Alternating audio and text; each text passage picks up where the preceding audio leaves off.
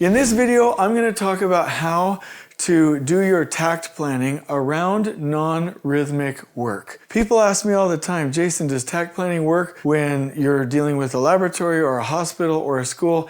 Absolutely, and I'm going to show you that right now.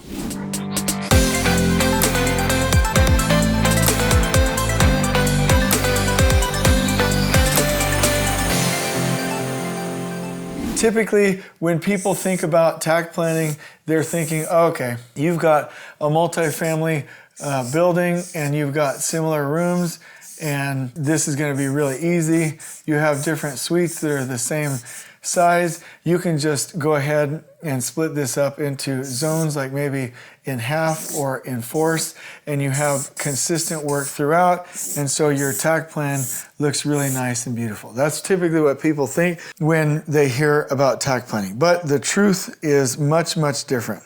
So let me show you that on the next page.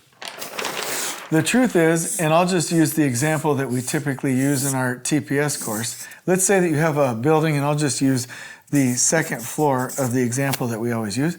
Let's say that you had a bunch of like really smaller, more complex rooms, like exam rooms, right? Maybe a conference room. There's just a lot of work over here, but over here, like this is like open areas. It's not that complex. You would say to yourself, and actually let me draw this for you. If I tack this, that doesn't work, because if I put this into like 3 exact equally sized zones, you don't have the same amount of work. You got different materials. Takt doesn't work on my job. No.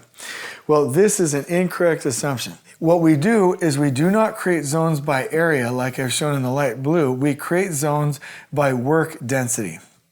So if this is a bunch of exam rooms over here and this is more open space, your zone actually might look like this, where it's larger because there's less dense work. And then as you get over here in the complex areas, the zone sizes might get smaller.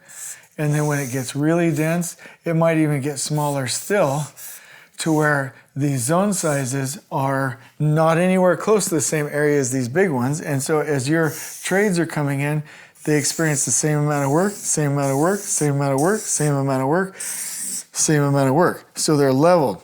So you can have that beautiful takt time and that nice rhythm, okay? So takt planning, so when people say, hey, takt planning doesn't work on my job because it's non-rhythmic, what they're really saying is takt planning doesn't work on my project because it's non-rhythmic if we identify our zone sizes by area instead of density. What I'm saying is, if you identify your project, your zones by work density, then you might have different areas like I'm showing here, right? But it doesn't matter because the trades will experience a similar amount of work. Now somebody would say to me, hey, Jay Money, that's really good stuff. I just love you. You're super good looking and like we're best friends, which I'd be like, yes. What do we do if we have different materials here? What if we have a zone here where we don't have flooring for some reason? What if they're different? See, takt doesn't work. Well, here's my answer. You can do a couple of different things. So let's say that you don't have a certain wagon, and that you, on 1, 2, 3, you do it, and in 5 you have it, but in 4 you don't. So let's say you have these different wagons. This is zone number 1. This is zone number 2. And this is zone number 3. But in zone number 4, you don't have that particular wagon. Well, literally, this is all you do. You can leave it out and still keep the rest of the rhythm, or you can have, and I'll just draw these as straight lines. If you have added work, let's say that orange X doesn't mean something's missing, but something's added, you can add on a multi-row scenario, you can add a scope of work there to go with the rest of the work and still keep your flow. Takt plans are very versatile. So you can show these different types of variation, these nuances in the takt plan. The other thing we get a lot is, what do we do about drywall taping? What do we do about inspections? Well, if you have a situation where the inspector won't come and inspect by zones, then all you do is you say, hey, this is the inspection wagon, right? And then you just pick up the the Takt plan behind it just like you normally would. It's not a big deal. So this is an inefficiency gap. This is an inefficiency gap. But what we're finding is we still finish sooner on our end date because everything is optimized per the Takt production system. So I just want you to know, as long as you follow these rules, number one, you level your zones. And I'm just going to say by work density, okay? And you, number two, adapt to one-offs, like I'm showing you here.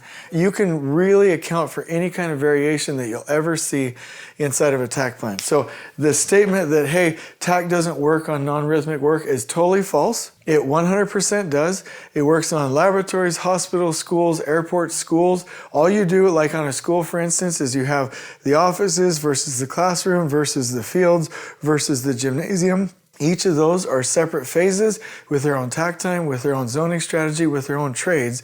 And as long as you're able to break out your zones by work density, you'll be 100% fine. If you ever need help with this, just let us know, because we help any kind of project. There's never been a type of project that we haven't been able to help a client create a Takt plan with, and to be very successful, and to gain time, and to have assurance around finishing to that milestone. So if you ever need help, give us a call. I hope you've enjoyed this video about work density and how it can apply to any kind of building. On we go.